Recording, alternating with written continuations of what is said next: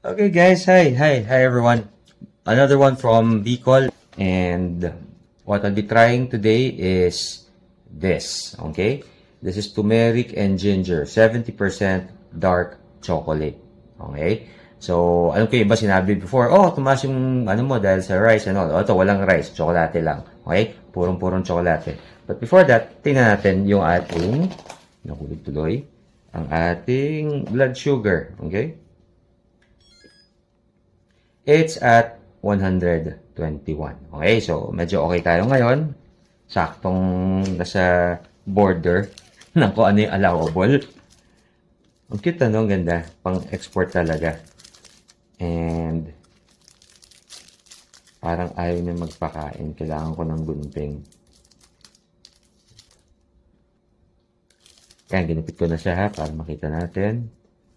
Ang cute ano. So this by the way was from the Morava Foundation. Okay?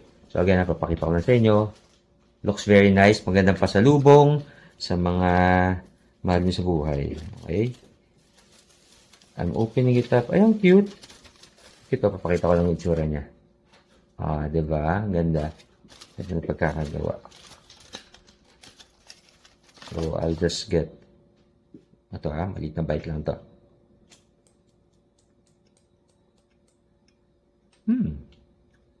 Interesting. This is turmeric and ginger. Hindi ko pa nalalasahan sila sa all chocolate. Ayun, may konting turmeric. Lasa-lasa mo yung luya. Pero okay lang, panalo pa rin. See you guys in 1 hour.